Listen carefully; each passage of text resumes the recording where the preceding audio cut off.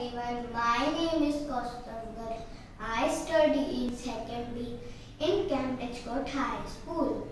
Today I am doing an experiment showing them air occupies space.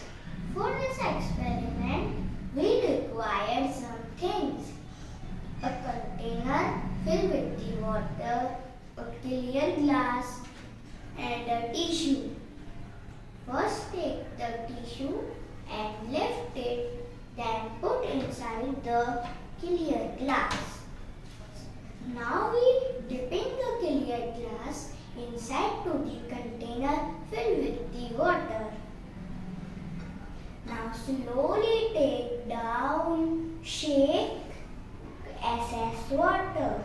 Let's check it's dry or wet.